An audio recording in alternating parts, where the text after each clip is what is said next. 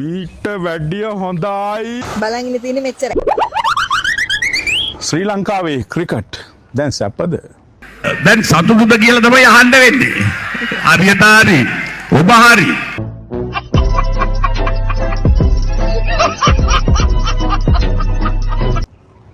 දැන් හොඳයිද? දැන් සනීපයිද? එකක් දිනුවම උඩ පැන්නා නේද? රාජාංගනේ හාමුදුරු ක්‍රිකට් දන්නේ නැද්ද? 1996 ඉඳලා තමයි ක්‍රිකට් බලන්නේ. හොඳටම. 1996 ඉඳලා ඔය මෙතෙක් ඕනම ක්‍රිකට් කණ්ඩායමක මෙතෙක් අප්‍රිකාව වෙන්න පුළුවන්. නව ශ්‍රීලන්ත වෙන්න පුළුවන්. ඔය ඕනම කණ්ඩායමක නායකයා කවුද? දක්ෂ ක්‍රීඩකයා කවුද? අපට කියන්න පුළුවන්. අපි බය වුණා. වෙන දැක්ද ඔයානේ ඵලයන්ම යන්න. මොකෙද්ද බම් මේ?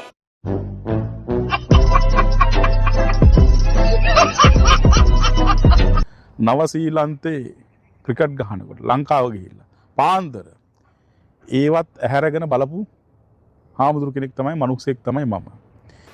ව්‍යංගෙන්ද මචං කිව්වේ? සව ක්‍රිකට් ගැන ඒ වගේම හොඳට මම ක්‍රිකට් ගහලා තියෙනවා. මම ආරම්භක බැටින් ඕපන් ගියපු කෙනෙක්. මරු නේද?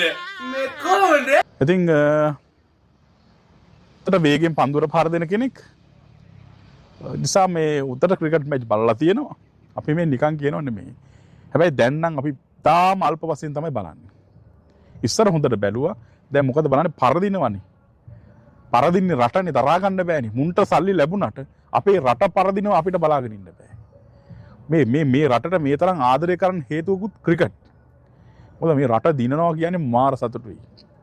අපි අනුර කුමාර දිසානායක ජනාධිපතිතුමාට උදව් කරලා බලාපොරොත්තු වෙන්නේ රට දිනනවා බලන්න.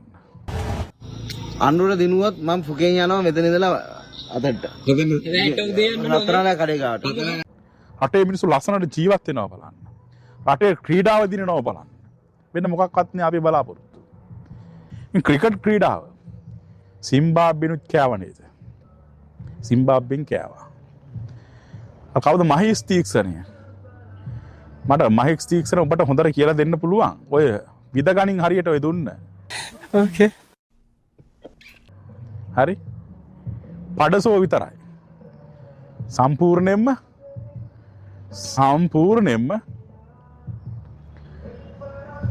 කන ඇත්ති වෙන්න දුවගෙන එනවා දාන කොහෙ දානවද කියලා උදන්නෙත් නැහැ.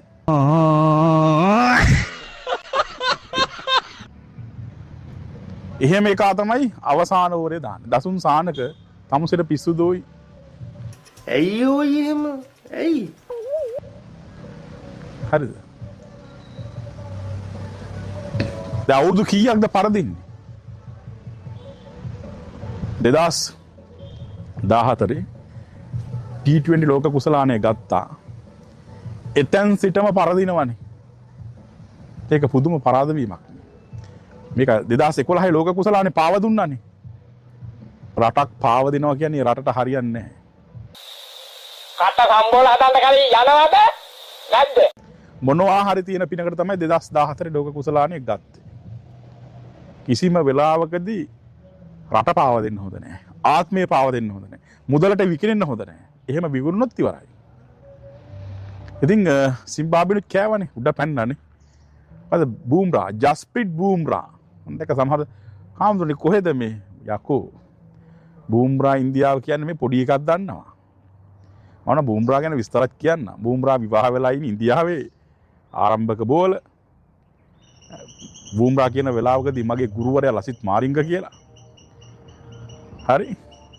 වැඩියෙන්ම මේ මුම්බා ඉන්දියන්ස් කණ්ඩායමේ හිටපු දක්ෂ ක්‍රීඩකයෝ හිටපු ඉන්න සංජනා ගණේශාන් මේ මාධ්‍යවේදිනියක් විවාහ වෙලා ඉන්නේ දැන් එක ළමෙක් ඉන්නවා. මරු නේද? මොනවා මං කියනවා විස්තර. මේ ඉන්දියාවේ මම යකෝ කිව්වේ මොකද්ද? ඉන්දියාවට ඉන්න බූම්රාලා යොකර් පන්දුවක් දාගන්න පුළුවන්. ඕස්ට්‍රේලියාවට හිටියා මිචෙල් ස්ටාක්. බූම්රාලා වගේ යෝකර් එකක් යවා ගන්න පුළුවන්, පීඩනයක් දෙන්න පුළුවන්. පන්දු යවන්නේ දැන් මිචෙල් ස්ටාක් ඕස්ට්‍රේලියා මිචෙල් ස්ටාක්ගේ පන්නේ ඒ වගේ ක්‍රීඩකයෙක් දැන් ඕස්ට්‍රේලියාවට නැහැ. පීඩනයක් දෙන්න පුළුවන් ක්‍රීඩකයෙක් නෑ පන්දු යවන්නේ. අන්න ඒකයි මම කිව්වේ. ඔඩ්ඩි වරදක් දැක්කොත් සම්මිගේ පැටව ටික රීගෙන එන්නේ.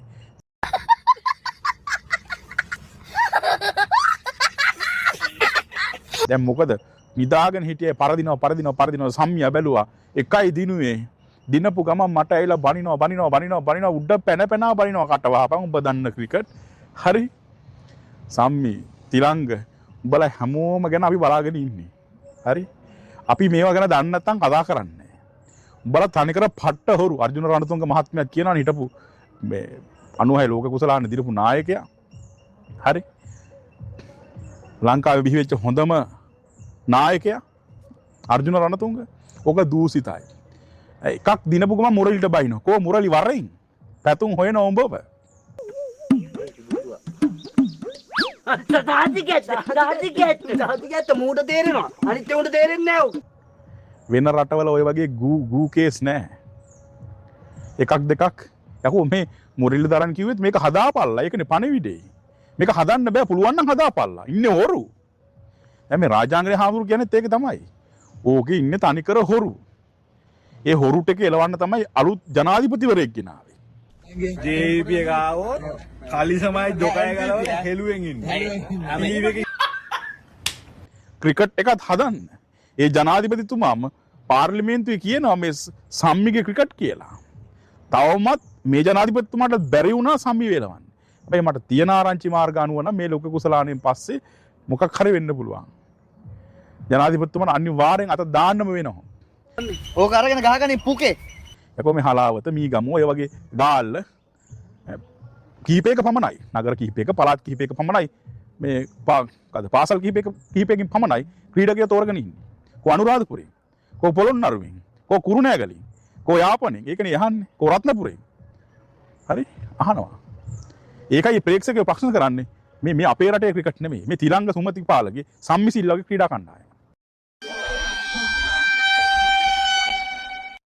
ලංකාවේ මීට වඩා සුපිරි දක්ෂයෝ ඉන්නවා. හොයන්නේවත් නැහැ. දක්ෂයන්ට තැන දෙන්නේ ඇයි? ඔක්කොම මුන්ට ඒකට දාගත්තත් බලන්නේ කොමිස් කොට්ටියෙන් කී. ජයසූරියට ගාන කීයද? සම්මිසිල්ලට ගාන කීයද? මුන්ගේ ගෙවල් වල වලම් පිඟන් හොදන්නේ කවුද? වහල්ලු කවුද? වැඩගෙන ඉන්නේ මොකද? දක්ෂතාවය නෙමෙයි, වහල්භාවය. Tamanට වහල්ලු නෙමෙයි හොයන්න ඕනේ. කොන්ද කෙලින් තියාගෙන වැඩ කරන දක්ෂයෝ. හරි? ලසිත් මාලිංගත් මොනවා වුණත් කට කෑවත් ඇත්ත කිව්වා අන්න ඒකට අපි කැමතියි. හැබැයි ලසිත් මාලිංගත් දැන් සනත් ජයසූරියගේ ඉත්තෙක් වෙලා ඉන්නේ. ජයසූරියට හිතවත් නම් තමයි තියාගන්නේ. ඔක දාලා ඵලයල්ලා. ගූ වෙන පරදිනවා කියන්නේ සිම්බාබ්වෙනුත් කෑවා. කොහමද? මර කට්ටියම වෙන්නද දැන් සැපද? පල්ලු යන්න වෙන්නද දැන් සැපද? හරි?